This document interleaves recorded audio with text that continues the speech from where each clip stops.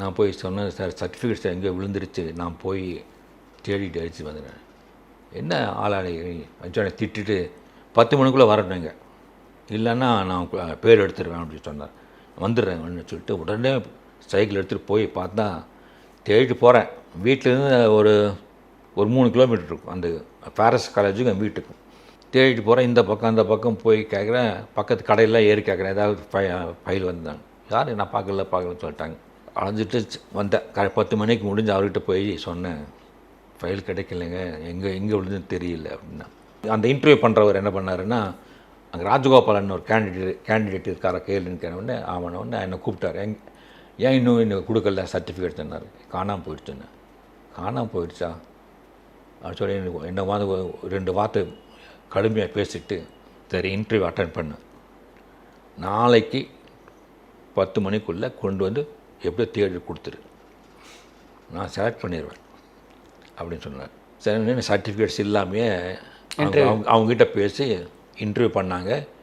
அதில் ஐவாஸ் இன்டர்வியூ தான். அவர் நமக்கு தான் போஸ்டிங்கிறத அவர் ஃபிக்ஸ் பண்ணிட்டார். அவர் போகும்போது சொன்னால் நாளைக்கு காலையில் 10 மணிக்கு சர்டிஃபிகேட்ஸ் எல்லாம் கொண்டு வந்து கொடுத்துட்டு ஒரு வாரத்தில் அப்பாயின்மெண்ட் ஆர்டர் வரும், ஜாயின் பண்ணிவிடு அப்படின்னு சொன்னேன். ஓகே, நான் வீட்டுக்கு சொன்னேன். வீட்டில் எல்லாம் திட்டினாங்க எல்லோரும். மறுபடியும் எல்லாம் தேடுன்னு கிடைக்கவே இல்லை. எப்படி நாளை காலையில் 10 மணிக்கு கொண்டு போய் கொடுக்கணும், என்ன பண்ணுறதுன்னு தெரியல. மறுநாள் காலையில் எழுந்து போய் அம்மன் கோயிலில் அழுதேன். போய் எனக்கு ஒரு நல்ல வேலை கிடைக்கிற நேரத்தில் என் சர்டிஃபிகேட்ஸ் காணாமல் போயிடுச்சு சார், என்ன பண்ணுறதுன்னு சொல்லி அம்பாளுக்கிட்ட கேட்டேன்.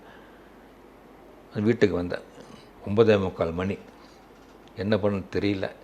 சைக்கிள் எடுத்து நேராக அவர்கிட்ட போய், சார் எனக்கு ஒரு நாள் டைம் கொடுங்க, போஸ்டிங் போடணும், போஸ்டிங் போட சொல்லிட்டாங்க, நீங்கள் கொண்டு வந்து கொடுக்கலன்னா அடுத்தவருக்கு போஸ்டிங் போட்டாகணும், உங்களுக்கு 11 மணி வரைக்கும் டைம் தர்றேன், இன்னொரு 1 ஹவர் எக்ஸ்டென்ஷன் கூட, ஏன்னா அவர் உங்கள் மேலே ரொம்ப ஒரு இது இருக்கார், போட்டு கொடுன்னு சொல்லியிருக்காங்க. திரும்பவும் வீட்டில் பார்த்து முடியல, 10:45 ஆச்சு, ஒன்றும் முடியல.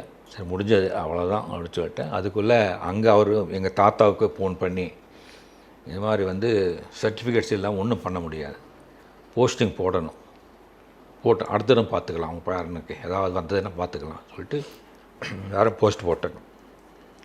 அப்போ 11 மணி கரெக்டாக.